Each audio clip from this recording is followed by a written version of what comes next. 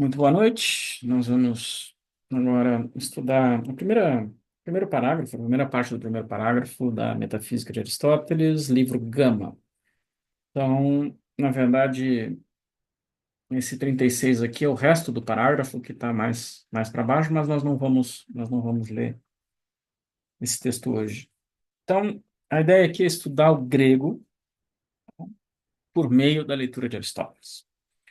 Então, Aristóteles tem um grego bastante diferente de Platão em termos das construções sintáticas, e o grego de Aristóteles chega a ser, vamos dizer assim, telegráfico às vezes. Ele é muito condensado e a grande parte do problema da leitura de Aristóteles está justamente nessa linguagem muito condensada. Né? Temos aqui 6 linhas de texto de um dos livros mais importantes da metafísica, que é a Metafísica Gama, que é o Locus Classicus, onde vocês encontram a formulação, uma das formulações do princípio da não contradição. O princípio da não contradição está um pouco longe, e nosso interesse aqui é antes em grego do que propriamente em filosofia. Né? Mas essas coisas necessariamente acabam se mesclando conforme vamos avançando na leitura. Eu só queria fazer uma pequena correção de acentuação. Esse on aqui deve ser grafado com um acento grave, e não com acento agudo, ok? Muito bem, vamos começar com essa primeira construção aqui, com esse primeiro período. Estin epistemetis, theoreiton, heion, kai. Esse aqui também está com... Eu acredito que isso aqui seja uma... Acho que isso aqui seja correções do próprio Word, né? Perdão. Estin epistemetis theorei taon heion kai tatutoi hipar conta kathauto. Muito bem.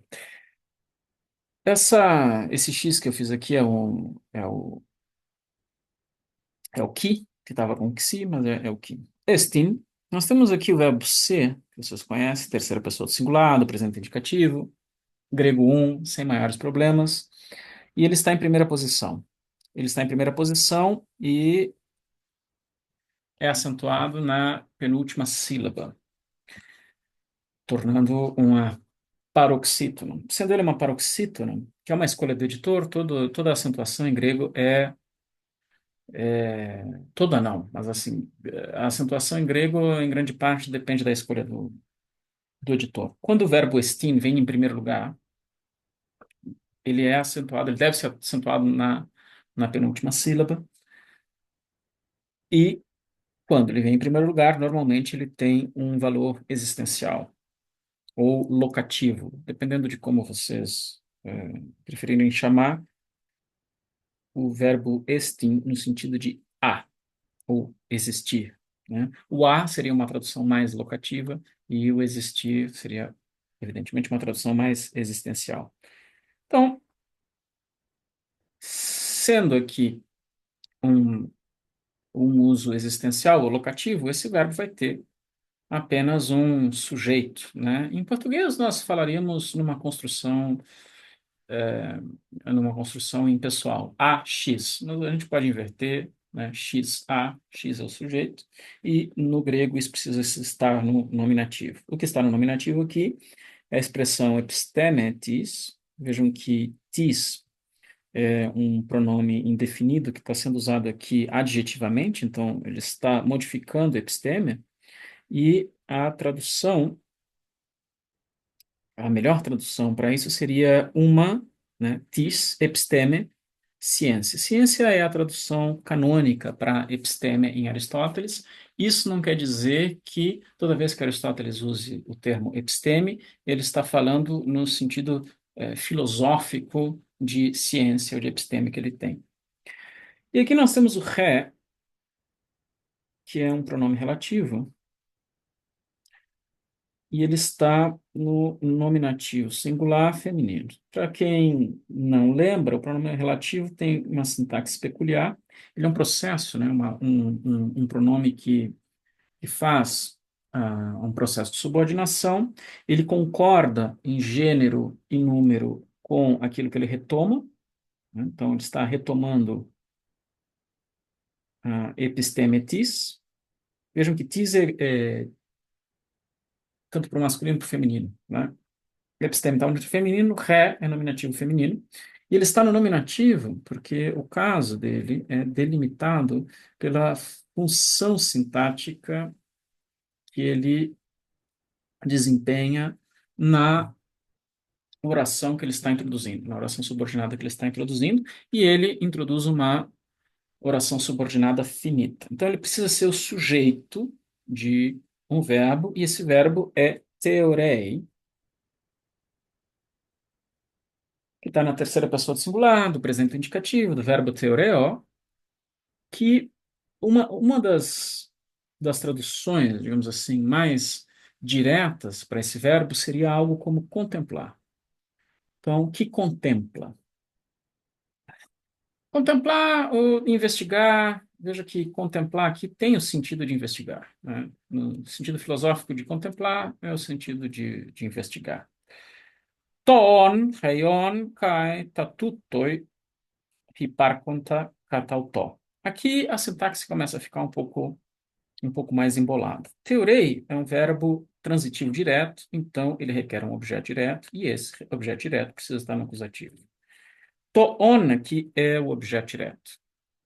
Então, o to é um artigo que é neutro e está no acusativo e está no singular. Só que esse artigo está modificando algo que não é um substantivo. Então, na linguagem tradicional da gramática, nós dizemos que ele está substantivando alguma coisa, e o que ele está substantivando aqui é um particípio, um famoso particípio que é on. Aqui, on está acentuado como um oxítono, né? Mas, na verdade, ele deve ser acentuado como barítono, com acento grave, porque a próxima palavra é acentuada. Então, aqueles que já fazem grego sabem que on é o particípio neutro do verbo ser, do verbo eimi, que pode ser ou acusativo ou nominativo. Aqui ele funciona como objeto de teorei, e ele está substantivado pelo to, então nós temos to on. É muito difícil sempre traduzir os particípios, né? Vocês lembram que enquanto os infinitivos funcionam como substantivos e os particípios funcionam como adjetivos, aqui o particípio, que é um adjetivo, está substantivado, então ele está funcionando ele próprio como um substantivo, né? E há algumas questões filosóficas aqui, pelas quais Aristóteles está usando o particípio, porque ele não precisa da noção de existir ou de ser, mas ele precisa da noção de algo que existe ou de algo que é, né? Aquilo que existe. A gente poderia traduzir por, se vocês quiserem, o ente, né? Apenas por razão de facilidade, não é exatamente a tradução filosófica que eu gostaria de usar aqui, mas nós vamos, por facilidade, traduzir to on por o ente. Lembrando que ente aqui, em português, é um antigo particípio latino, né? O que nos deixa etimologicamente, ou melhor, morfologicamente protegidos. O ente. Ninguém se impressiona com essa tradução, é uma tradução até clássica dessa palavra, né? E aqui nós temos um rei. Esse rei aqui, né, é uma espécie de relativo que está sendo usado de maneira adverbial. A gente pode traduzir ele por enquanto. E temos a repetição do on aqui. Isso aqui é a famosa expressão aristotélica, né, do o ser ou o ente, né? O ente enquanto ente. Então, há uma episteme, há uma ciência que investiga, que contempla o ente enquanto ente. E aí nós temos um outro sintagma coordenado, Kai. Então, temos o primeiro objeto direto no teorei, e aqui nós temos o segundo objeto direto, né, do teorei. Kai, tatutoi, hiparconta, katautó. Novamente, nós temos o, o artigo neutro no acusativo, agora no plural. É evidente que é o acusativo, poderia ser nominativo morfologicamente falando, mas é evidente que é acusativo porque funciona como objeto de teorei. E o núcleo desse sintagma é outro particípio, que é o hiparconta, do verbo hiparco, né? Hiparco quer dizer, alguns vão traduzir de outras maneiras, mas algo pertence a alguma outra coisa, né? E quando X pertence a Y, o, o complemento do pertencer aqui é um complemento no dativo. Vocês devem lembrar que o particípio, embora seja uma forma nominal do verbo, importa a transitividade do verbo. Então, nós temos tatutoi hiparkonta como as coisas. Lembrem desse uso do neutro plural, do artigo neutro plural, que não é muito diferente do neutro singular. As coisas e o hiparkonta que pertencem, né, tutoi, a ele. O tutoi é um pronome demonstrativo que tem propriedades catafóricas e anafóricas, e ele está aqui retomando o on. Ele é um neutro dativo singular, né? Então, o tutoi aqui está fazendo referência ao on, o antecedente ao on, e o kat-hal-tó funciona como um adjunto adverbial. O autó é neutro, está novamente retomando o on, e o kat-hal-tó seria algo como por si mesmo, ou, se quiserem, a, a, a expressão latina per se é normalmente a tradução utilizada. Então, como tradução desse primeiro período, nós temos a, a uma ciência que investiga, contempla o ente enquanto ente e as coisas que pertencem a ele enquanto tal, per se. A ele per se, né? O autó aqui tem o mesmo referente do tutoi, que é o on. Agora vamos para nosso segundo período, que começa aqui na linha 22, e aqui as coisas começam a complicar sintaticamente. Haute destino denieiton en mere legomenon realte. Aqui o estilo quase telegráfico de Aristóteles começa a, a aparecer, né? E, vejam, nós temos essa partícula. Quando a gente analisa Aristóteles, as partículas, aqui nós temos um D, elas são de extrema importância, tá? Porque, ao contrário de Platão, as partículas em Aristóteles estão quase que reduzidas à sua função lógica. Então, são as partículas em Aristóteles que nos fornecem a estrutura, as juntas lógicas do texto, né? E elas são indispensáveis para entender a relação entre as teses que Aristóteles está apresentando. Então, primeiro vemos a tese, depois vemos a partícula para entender como que esta tese que está nas linhas 22 e 23 se relaciona com o que ele acabou de dizer. Ah, aqui é um pouco complicado, né? Nós tínhamos o verbo estim aqui como existencial, e agora nós temos o verbo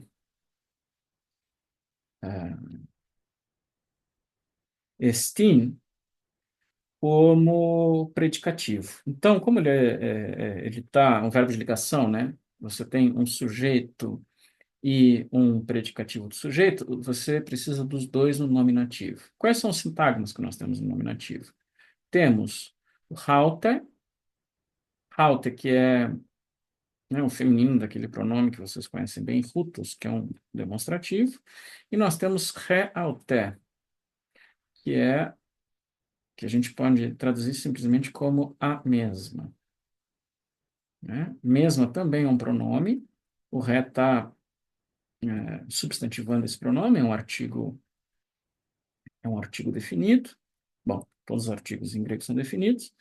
E aqui nós temos a seguinte oração: haute estin realte. Então, ela, esta, lembrando que o pronome demonstrativo ele pode funcionar como um pronome pessoal, de terceira pessoa, que o grego não tem. Esta quem? A episteme, tá? Se referindo à episteme, é, estim, ninguém se incomoda com estim, a mesma. Ela é a mesma. Ok, mas temos o resto, né? Então, aqui nós temos um sujeito, aqui nós temos o predicativo sujeito, e nós temos o demiaton en merei legomenam. O demiai funciona aqui como um adjunto adnominal, ou talvez um complemento nominal, mas de qualquer forma ele está ligado ao haute aqui, e o demia é o dativo singular feminino de udez, que quer dizer nenhuma. Nenhuma aqui no feminino é eudemia e está no dativo. Então, quando você tem alter mais o dativo, você tem algo como a mesma que tal coisa. E o tal coisa vai para o dativo. E o que é o tal coisa que está no dativo aqui? O demia, que quer dizer nenhuma. Então, temos ela é a mesma que nenhuma.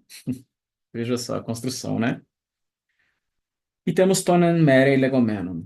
Ton é um genitivo plural. Bom, genitivo plural, que pode ser tanto masculino, como feminino, como neutro, porque o genitivo plural tem a mesma forma para os três gêneros, e ele funciona como um artigo de legomenon. Legomenon é novamente um particípio, mas é um particípio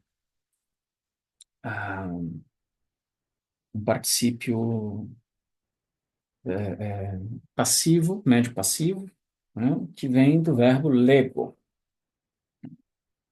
O verbo lego quer dizer dizer. Então, ton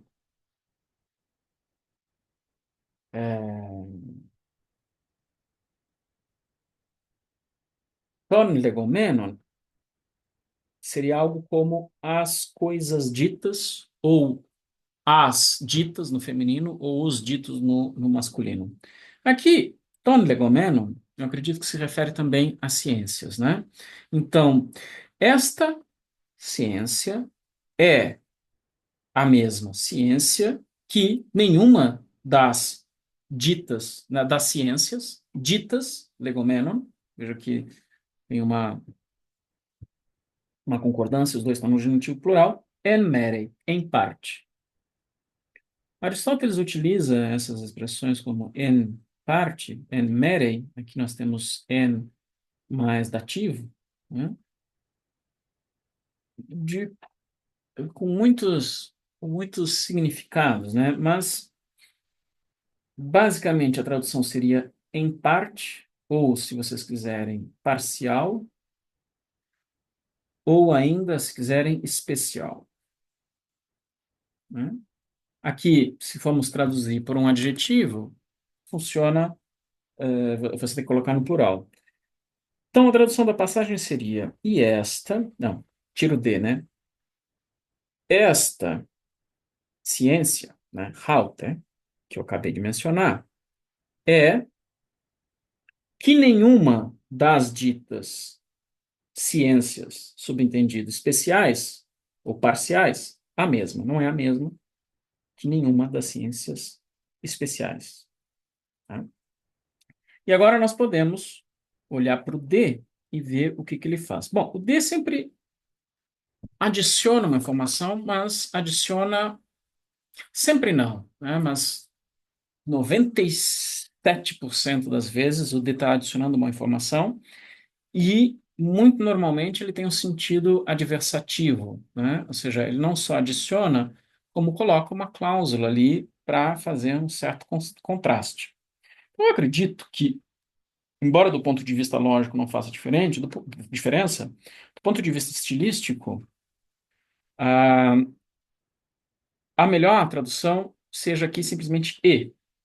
Então, há uma ciência que contempla o ente enquanto ente e as coisas que lhe pertencem enquanto tal, e esta ciência é a mesma que nenhuma das ciências em parte. E agora vem as ciências parciais, as ciências especiais, e agora vem a explicação disso, que é introduzida pelo Gar. O Gar aqui é explicativo. Então, o Gar sempre aponta para trás, né? E ele está fornecendo a explicação disso aqui. Então, por que que ela não é a mesma? Pois udemia tonalon episcopei catholo perituontos rei on alla meros auto ti apotemomenai peritutto teurusin to symbebekos hoion hai mathematikai ton epistemon. Então vamos lá.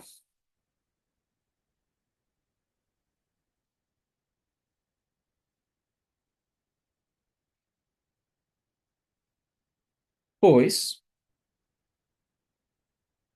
em verde aqui, pois nenhuma, vocês já viram a udemia e aqui, está no dativo, aqui está no nominativo singular, pois nenhuma, tonalon, é um genitivo atributivo, partitivo, né? Nenhuma das outras, ou seja, nenhuma das outras ciências, eu já estou pressupondo que tonalon aqui é um, um genitivo feminino, né? Nenhuma das outras, episcopei, investiga. Aqui eu não vejo grande diferença entre theorei, que é o verbo contemplar ou investigar, e episcopei, que também serve para investigar. Eu acho que eles podem ser intercambiáveis aqui, né?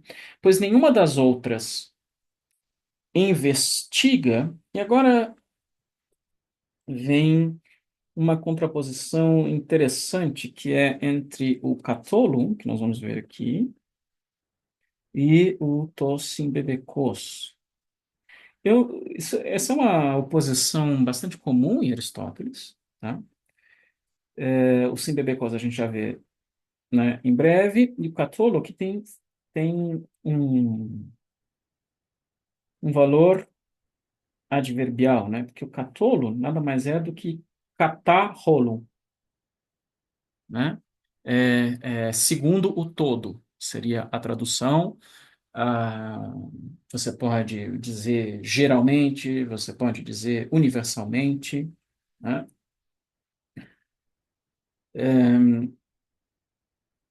Num nível geral, tudo isso são traduções possíveis, geralmente não no sentido de, né, nas mais das vezes, mas no nível mais geral. Então, mantenham isso em mente e trata-se aqui de um advérbio que está modificando o episcopênio. Então, nenhuma das outras investiga na generalidade, se vocês quiserem. E agora temos propriamente o objeto, né, o complemento de episcopei, que é o peri, que é um sintagma preposicionado que está introduzindo, que é peri mais genitivo, né, aqui, e o genitivo está introduzindo o ontos, reion, que você já conhece. Então, no nível geral, acerca do ser enquanto ser.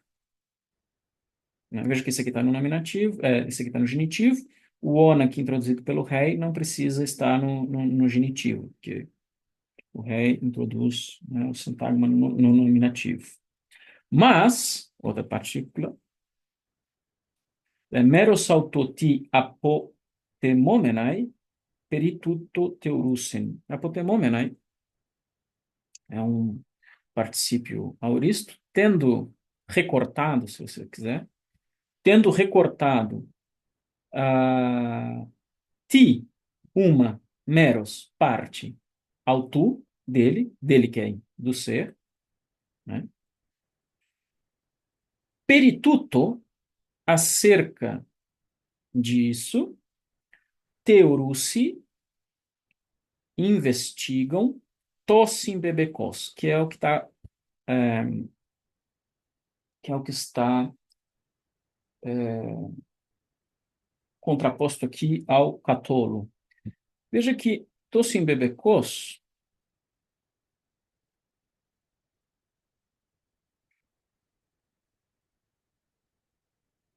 tem várias traduções possíveis, né? A tradução mais comum de tossim bebekos é acidente.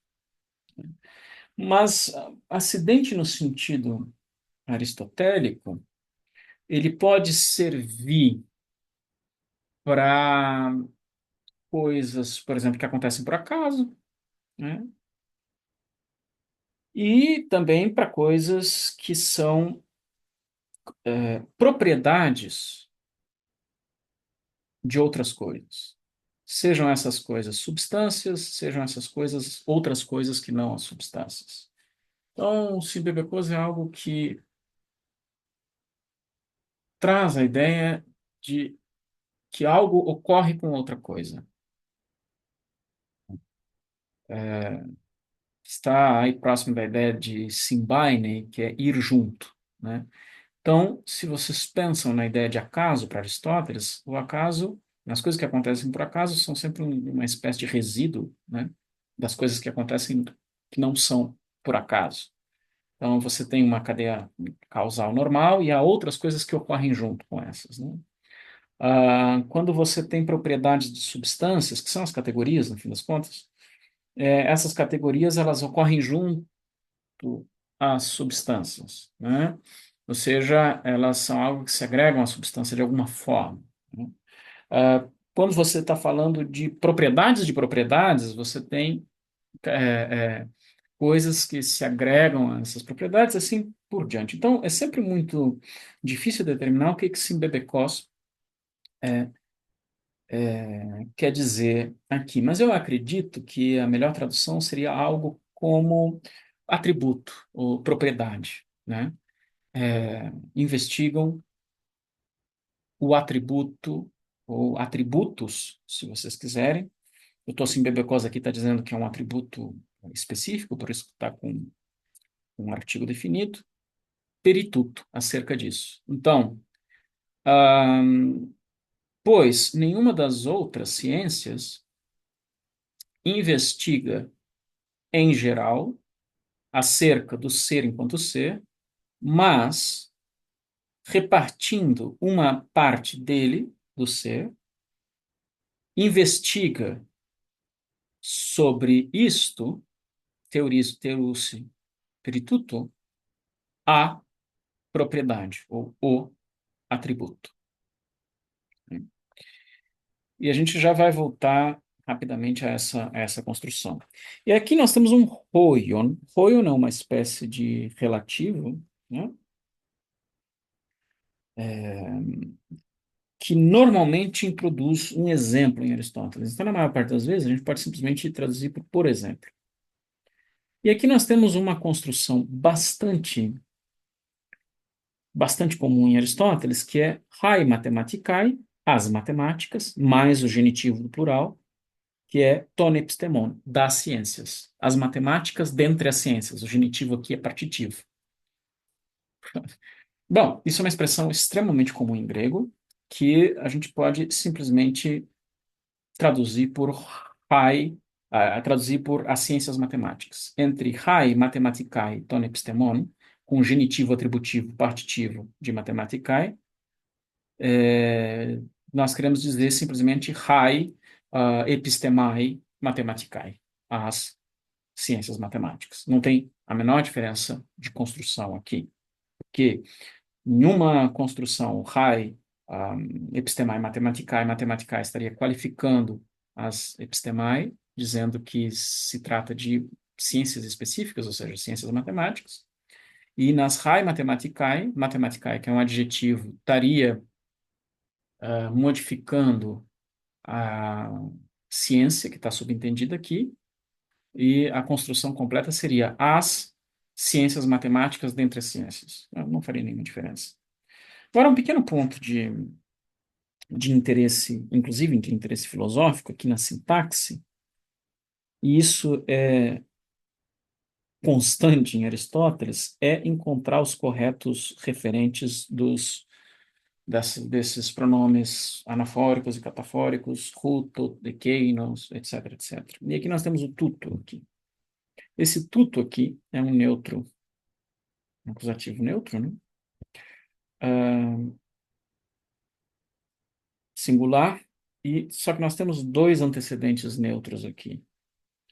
Um dos antecedentes neutros, né? Um candidato a antecedente neutro é o ton, né? Tuontos, que está aqui no genitivo, e outro seria meros, que também é neutro. Lembrem que meros é tomeros, né? Parece um substantivo da segunda declinação, mas na verdade é um substantivo neutro da terceira declinação. Então, se eu ligo o tutu a tuontos, a tradução ficaria assim: pois nenhuma das outras ciências investiga em geral acerca do ser, enquanto ser, mas tendo repartido, tendo separado uma parte dele, investiga, teoruse, tossim bebekos, o atributo perituto, acerca dele. Dele quem? O ser, acerca do ser. Um atributo do ser. Se nós ligarmos o que é mais provável a tuto, né, aliás, se nós ligarmos tuto a meros, que é o bem mais provável, nós teríamos uma tradução que é assim: pois nenhuma das outras ciências investiga, em geral, acerca do ser enquanto ser, mas, tendo separado uma parte dele, investiga o atributo acerca dessa parte. Ou seja, o domínio da investigação é a parte, né? E nesse domínio a ciência vai investigar a propriedade dessa parte, né? No outro caso, você teria a separação de uma parte do ser, né? E separando essa parte do ser, eu teria uma investigação sobre uma propriedade do ser na, no âmbito dessa parte, tá? Isso também afetaria a maneira com que a gente considera o exemplo. Hoyon hai mathematicae ton epistemon. Bom, Aristóteles, como exemplo, diz simplesmente como no caso das matemáticas. Ok, ok, como as matemáticas. Sim, mas as matemáticas fazem o quê? Elas separam uma parte do ser, os números, não é? E investigam acerca do ser um atributo, ou elas separam uma parte do ser e investigam o atributo desta parte do ser. Eu acredito que seja a segunda leitura, mas o nosso interesse aqui é antes ver como que as coisas podem funcionar no grego. E no grego, as coisas podem funcionar das duas formas. Mas ainda, do ponto de vista estilístico, é muito mais provável que se trate de meros, porque nós estamos falando do tuto. E o tuto normalmente, embora não sempre, faz referência àquilo que está mais próximo. E o ekeinos faz referência àquilo que está mais distante. Nada impede, porém, que haja uma inversão nesse uso, e mesmo quando eu uso apenas o tuto sozinho, que ele faça referência a algo que está mais distante. Então, embora seja mais provável que se trate de meros, não é impossível interpretar como fazendo referência a, ao tuontos. Bom, chegamos ao fim das linhas programadas para hoje. Nos vemos na próxima aula.